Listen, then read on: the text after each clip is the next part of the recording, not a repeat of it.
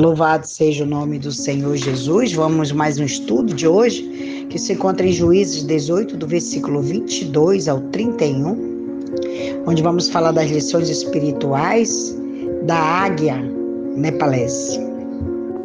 E estando já longe de casa de Mica, os homens que estavam nas casas junto à casa de Mica se reuniram e alcançaram os filhos de Dan. E clamaram após os filhos de Dan, os quais viraram o seu rosto e disseram a Mica: que tens que assim invocar-te esse povo? Então ele disse: os meus deuses que eu fiz, me tomastes, juntamente com o sacerdote, e vós fostes. Que mais me fica agora? Como, pois, me dizeis o que é o que tens? Porém os filhos de Dan lhe disseram: não nos faças ouvir a tua voz, para que, porventura, homens de ânimo amargoso não se lancem sobre vós, e tu percas a tua vida e a vida de tua casa, da tua casa. Assim seguiram o seu caminho os filhos de Dan, e Mica, vendo que eram mais fortes do que ele, voltou e tornou-se à sua casa. Eles, pois, tomaram o que Mica tinha feito, e o sacerdote que tivera, e vieram a Laís, e um povo quieto e confiado, e os feriram a fio de espada, e queimaram a cidade a fogo. Ninguém ouve que os livraste. Ninguém houvesse o que o livraste. Portanto, estavam longe de Sidom e não tinha que fazer com ninguém. E a cidade estava no vale que está junto a Bet-reob. Depois reedificaram a cidade e habitaram nela, e chamaram o nome da cidade de Dan, conforme o nome de Dan, seu pai, que nascera a Israel, sendo, porém, dantes o nome desta cidade Laís. E os filhos de Dan levantaram para si aquela imagem de escultura, e Jonatas, filho de Gerson, o filho de Manassés, ele e seus filhos foram sacerdotes da tribo dos Danitas, até o dia do cativeiro da terra. Assim, pois, a imagem de escultura que fizera Mica, estabeleceram para si todos os dias que a casa de Deus esteve em Siló. Aleluia, Jesus. Glorificado seja teu santo nome. Aleluia. Então esse texto revela aqui a história de Laís, uma cidade que vivia isolada e não tinha acordo com nenhuma outra. Assim, quando foi atacada, não houve ninguém por perto para socorrê-la.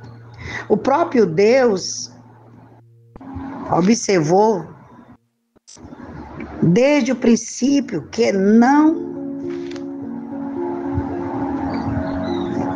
é bom que o homem esteja só.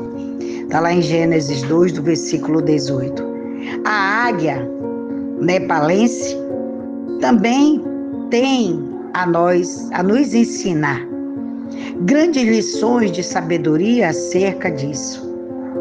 A forma de esta espécie de águia viver separada das demais nos ensina sobre o perigo de vivermos isolados das pessoas.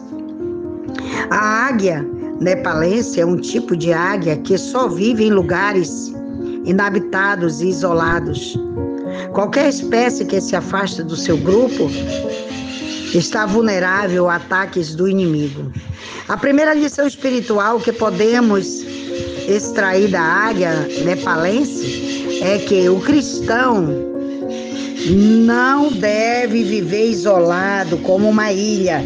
A igreja não pode apenas viver enclausurada entre quatro paredes. A igreja de Cristo foi levantada para brilhar como a luz do mundo e fazer a diferença como o sal da terra. Está lá em Mateus 5, do versículo 13 e 14. No Salmo 102, do versículo 6, o salmista chegou a lamentar-se pela vida solitária, dizendo: sou semelhante ao pelicano no deserto, sou como o macho nas solidões. No Salmo 102, do versículo 7, o salmista também se levantou. Vê-lo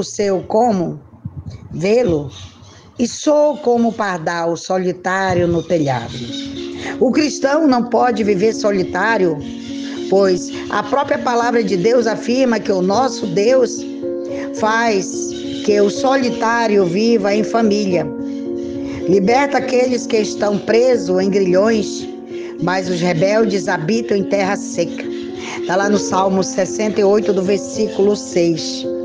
Em Mateus 5, do versículo 15 e 16, o Senhor Jesus afirma que as boas obras da sua igreja são para ser mostrada ao mundo e não para ficar escondidas. A segunda lição que aprendemos é que o cristão não deve frequentar lugares inconvenientes. O cristão deve procurar ser alguém sociável. O próprio Jesus, quando esteve aqui neste mundo, era uma pessoa sociável, que gostava de frequentar a festa de casamento, bem como outras festividades em geral. Lá no Salmo 84, do versículo 10, o salmista revela onde é o melhor lugar do mundo. Vale mais um dia nos teus átrios do que em outra parte 1000.